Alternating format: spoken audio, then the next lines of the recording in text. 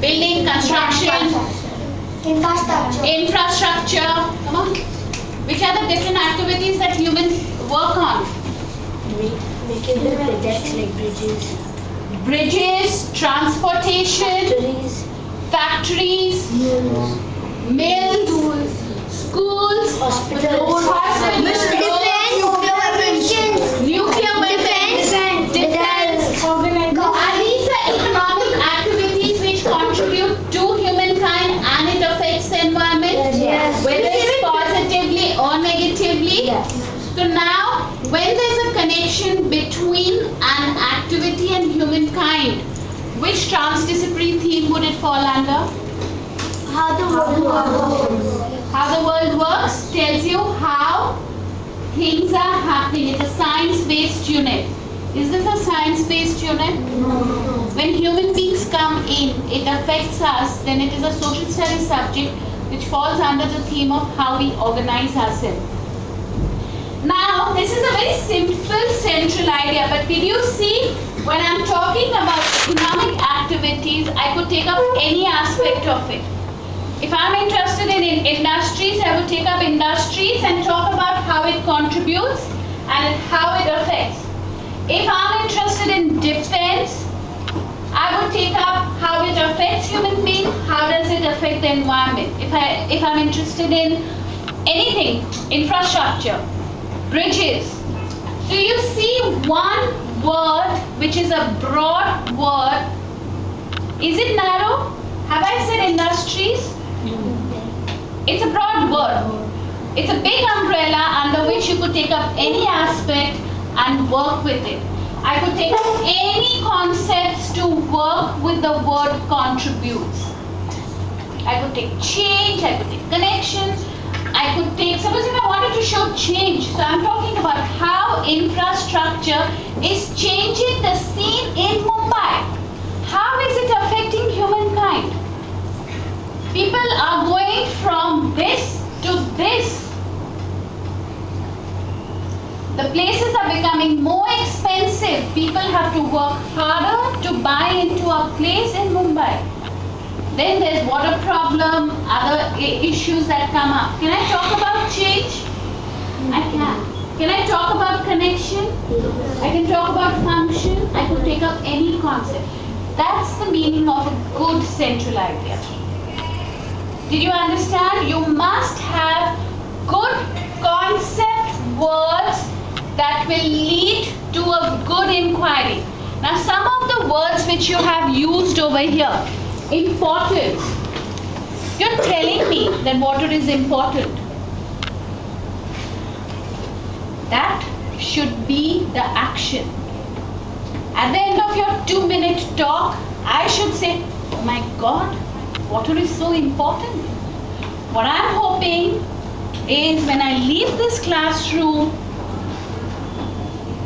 yeah, I know, but have they all come in? Most of the little are going, you can take 10 minutes again. So when I leave this classroom, I should be able to make you think about a good central idea. Have I ensured that I'm taking action? Yes, because I'm making you now think. When I say important, you're already telling me water is important. I want to hear. I don't want to hear another message. How you say no? Mom, don't tell me what needs to be done. I know it. Don't start off again. How many of you say that every time? Once she opens her mouth and says, half an hour.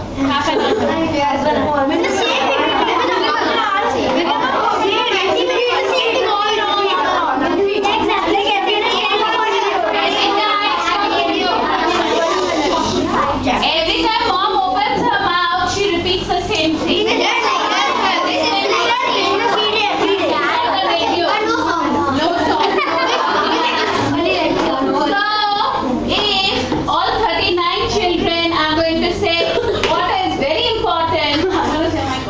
Again lecture 39 times, radio with no songs. Everybody is telling me water is important. I want to save water. So, I got water, no? I got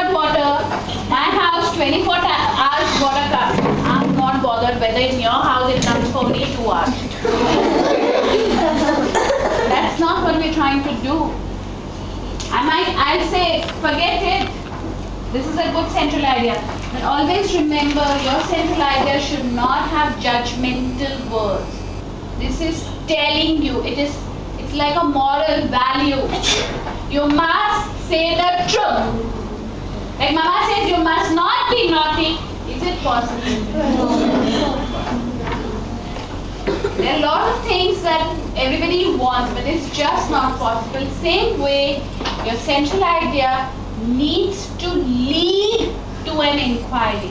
When you look at this central idea and you always think, oh my God, what is it that you want me to do about it? Then what will you start doing? Okay, let me look up what is an economic activity. What are the different kinds of economic activity? How does it contribute to the environment? Why is it saying humankind and environment? Environment comprises of human. So why has this word been put over here? It will lead you to think. Here you are telling me the importance of water creates different kinds of problems and solutions. You have told me.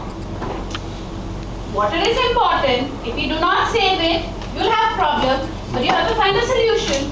So what inquiry is it going to lead to? So you know what I want you to do? I want you to think about it, and we'll have a strategy called a word splash strategy.